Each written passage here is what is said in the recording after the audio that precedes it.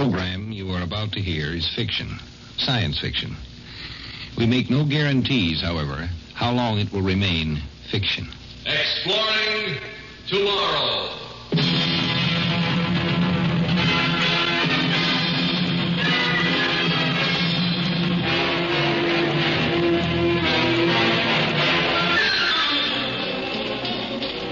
And now here is your guide to these adventures of the mind, the editor of Astounding Science Fiction magazine, John Cambell, Jr. Dreams are a remarkable thing, a remarkable power of the human mind. Freud, the psychoanalytical school, has held very important. But there's one aspect of dreaming that they deny, they overlook, perhaps. That's tonight's story. If someone handed you a photograph of a man's face and said, do you know who this is? Suppose that was a photograph of yourself 20 years from now. You'd have an awful hard time recognizing that. We can recognize a picture of something that we have seen. It's impossible to recognize something that we haven't yet seen. Let's say we have a patient who comes into a analyst's office, a badly frightened man. Dr. Sharp, my name is Jim Bedford. I got your name from the National Health Trust. They say you're the quick shock analyst they'd recommend in this area. It's nice of the Health Trust to say that. It builds up my morale in these troubled post-war times. They speak very highly of you. I feel so darn silly running to a psychiatrist. That's for old ladies. Maybe we better forget it. I've got a lot of pressing work that I really should be taking care of. Let's see, Mr. Bedford. Now, according to the data you gave my secretary, you're with the State War Reclaim Bureau. Yes, that's right. I'm regional director. I've been with the Bureau all my adult life since 1971. Since the Doom War. Well, it must be rewarding work watching the radioactive ash cleared away, houses and stores springing up again after so many decades, seeing the city itself come back from the rubble, knowing you could take a good share of the credit. That's going to be a long task, another generation. Sit down and you tell me about it. No couch? I thought all you psychoanalysts had couches. This office building was lucky to escape being hit. Yes, it's one of the few pre-war buildings left in this part of Sacramento. Matter of fact, it was your War Reclaim Bureau that loaned my family the money to rebuild. Doctor, why is it happening to me? What am I going to do? I have to stay at my job. Nobody else can do it. Nobody else knows this area the way I do. Nobody knows the people here the way I do. You were born here, William? Yes, I've lived in Sacramento all my life. What is it that's bothering you? I have some kind of hallucination, and it keeps getting worse. I've tried to shake it, but it comes back bigger and stronger. Now it's getting so that I can't work. I can't do my job. I'm starting up recall-inducing equipment, Mr. Bedford. It'll put you in a state of semi-sleep for a few moments.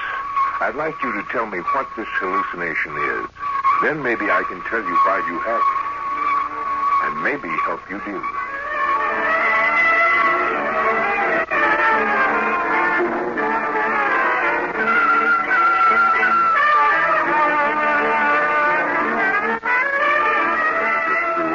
Damage inventories. Must be 1 million of them stuck in the basket today alone.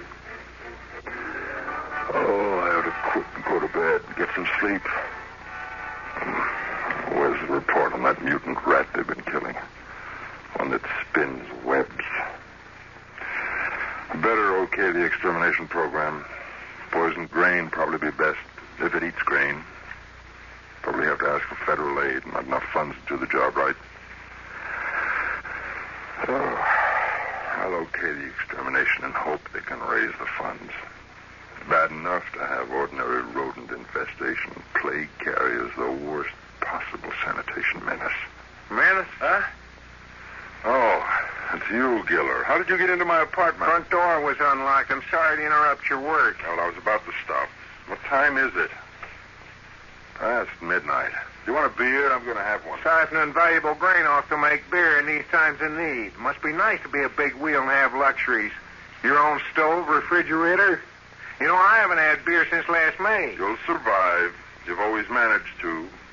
Trade some of that black market coffee of yours or some of those eggs from your chickens. You we lost all our chickens. That blood disease from the old H-bomb blast.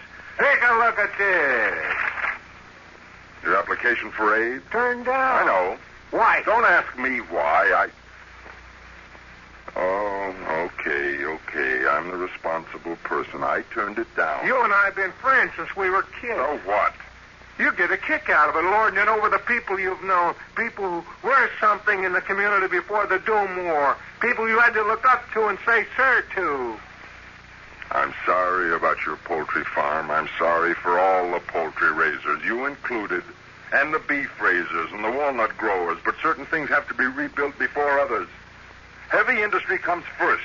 Factories, steel and cement and fuel producers, synthetic fabric. We're your people. Good night, Giller. Write me a letter on the proper form. I'll talk to you in a few days about my application for aid. Maybe you'll change your mind. Come around.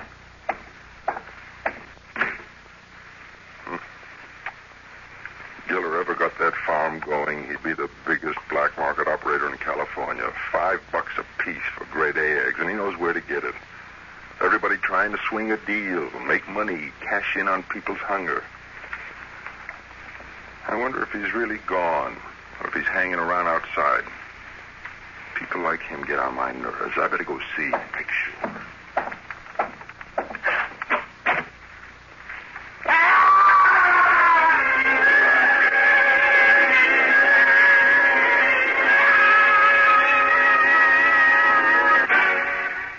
Ordinary psychoanalytic practice. A dream of falling tends to indicate that the patient has some kind of fear of a basic insecurity, a feeling that he's faced with a problem that he must solve, then can't solve. But he's got to solve it, but he can't solve it, but it must be solved. Mr. Bedford. I'm falling. Help me, I'm falling. No, you're not. You're here in my office, sitting in a chair. Yes. But I was falling. I started to go out of my apartment. I opened the door to the hall, and there wasn't any floor under my feet, just emptiness. And I tried to grab hold of something, and there wasn't anything, nothing at all, anywhere. Just darkness. What happened next? Were you hurt? Doctor, how could I have been hurt? It was just in my mind. Maybe I stumbled or something, but I didn't fall, because there was no place to fall. Momentary dizziness from overwork, fatigue. Yes, maybe. And since then, you've had a fear of falling. A phobia. Phobia about high places. Okay, Mr. Bedford, let's try another recall. Now, this time, I want you to remember more about the falling and your friend Giller. Stop it! Don't kill me! Don't throw me over the rail, please! Shut up. Well, you probably think I'm going to give you one last chance before we toss you off this ram. It's not my fault. I tried to get funds. Bureau's short on funds. Terrible task ahead. He can't hear you. Bedford, I came to you and begged you to okay our application, but you turned us down. You did all you could to block it. Black market rabble. Police never seem to get you all. Probably bought off. That's right, bought off. Now, look, Bedford, for old time's sake, you want to get in on this along with us. I'll let you in. I have a sentimental feeling towards you. I think you sincerely felt you shouldn't okay our application. I never will. Even if you kill me. Oh, you mean that? I got my job, responsibility. Heavy industry comes first. Remember when there were eggs, how the shells looked when they were dropped? Remember how it felt to crush the eggshell underfoot? How did that old nursery rhyme go about putting the pieces of the shell back together? By the way, Bedford, we're making sure the next regional director isn't so devoted to heavy industry. We're getting in somebody with, shall we say, an agricultural frame of mind? Okay, let's finish this up and get going. Get him over the rail. It's almost a mile to the ground.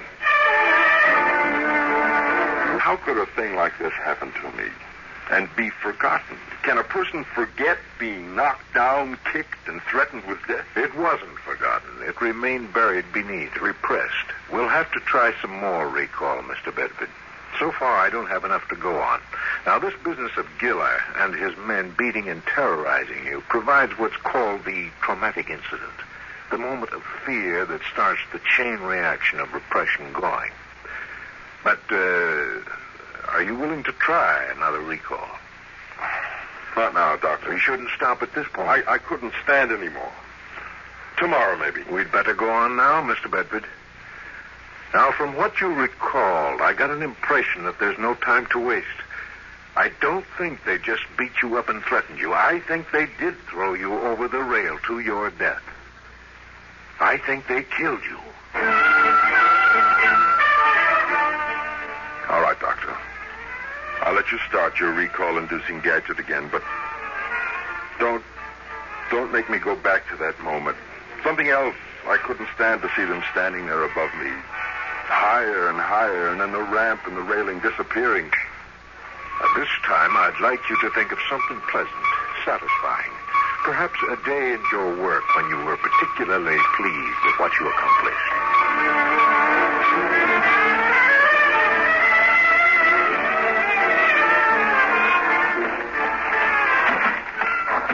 The public baths. Kids splashing around, lots of hot water.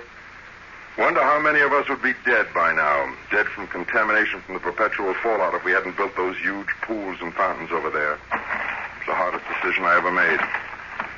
I felt like a lunatic, giving them the go-ahead. A lot of people were angry about that. But after I saw the figures from the Anti-Radiation Committee, it had to be done. No matter how many people got angry. I know my duty. It's to the whole people, not a few special groups here and there.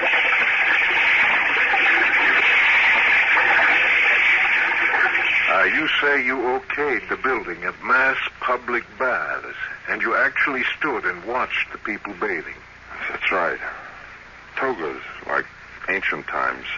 Mr. Bedford, I want you to listen to me carefully. I have something important to say to you. What's wrong, Doctor? Well, as a licensed general practitioner, I've been interested in the idea of public baths as an anti-radiation measure. In my opinion, it's a sound idea. But the proposal hasn't yet been put through. No baths have been built. It'll be at least 5 years before the baths can be put into operation.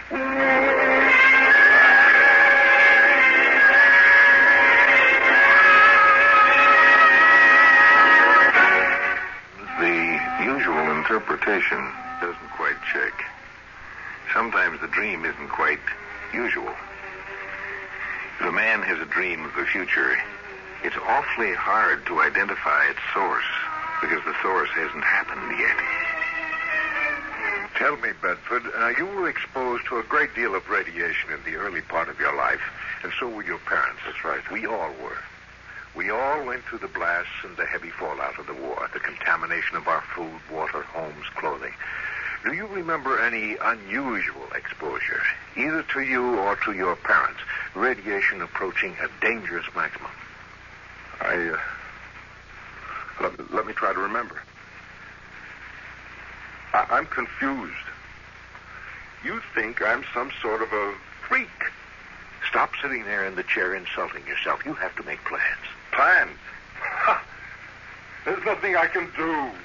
There's no way I can stop him. Try to remember any toxic dose of radiation, especially in the earliest part of your life. Now go back to the enemy missile attack. Sirens. Can you hear sirens? You're possibly running toward a shelter. Your family running, too. Across a field, maybe. I'm sorry, Doctor. I've had all I can take. I'll see you again some other time. You're leaving? Thanks for the help. I've got to consider all this. Maybe I'm not remembering the future. Maybe it's just a false memory, a neurotic fantasy. How could we check? If it's really in the future...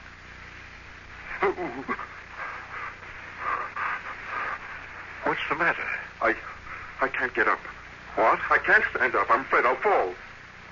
Doctor, now I can't even get to my feet. Well, make yourself comfortable in your chair, and we'll go on with the therapy, as I said we should. I guess I have no choice. Now, you know what we're after this time. At some point in your life, you apparently were exposed to a near-toxic dose of radiation.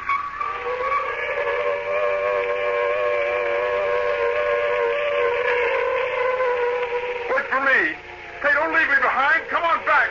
Hey, Tony, wait for me. Hurry up. Okay. Let's get down. Get the metal lid open. And listen. They're almost here.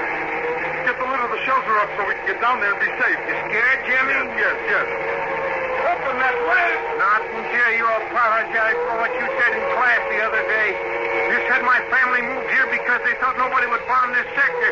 You said my family was scared of being bombed. Okay, let's see.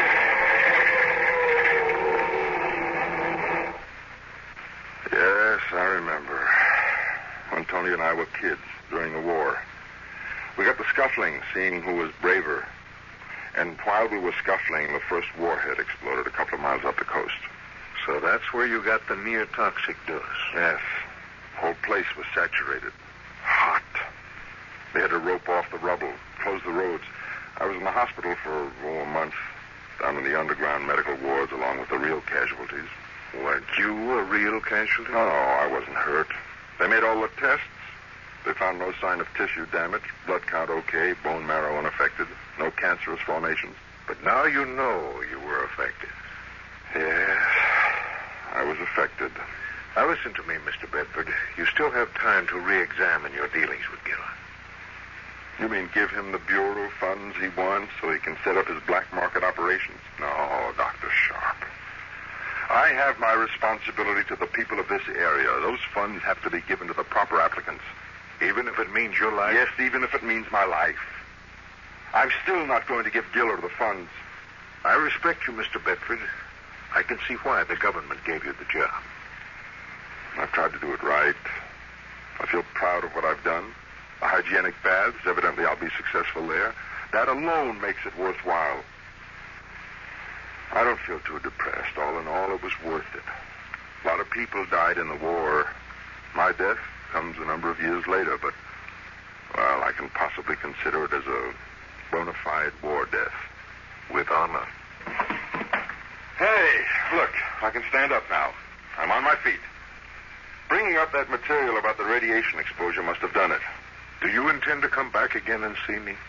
No, there doesn't seem to be much of a reason. I'd like to keep on trying. Maybe there's a junction of possible futures. Some point in time at which we can deflect the future that's waiting for you. Uh-huh. I'll think about it. Goodbye, Doctor. And thanks a lot for trying.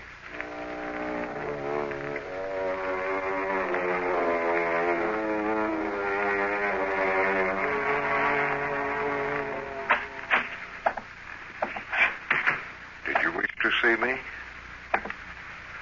My name is Tony Giller. I'm sorry to bother you, but this constitutes an emergency.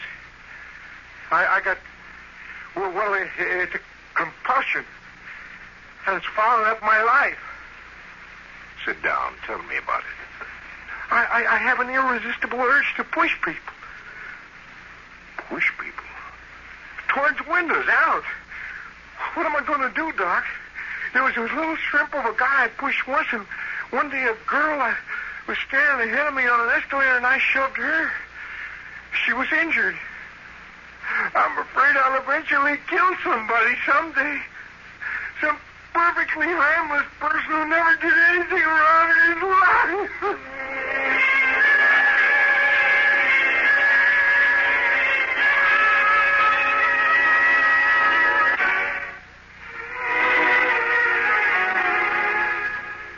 The stone is never afraid of anything. The stone has no sense of futurity, no sense of a future to control. Wherefore, it has no fear. If you can feel fear, it means that you can sense the future. To the extent that you can sense the future, you can control it. You don't have to be stuck with any particular future. If you take the trouble to dream about the future, then you have a chance to do something about the future. If you don't like atomic wars, you have a chance to do something about it, provided you dream that it's there. Nightmare or not, you have a chance to do something.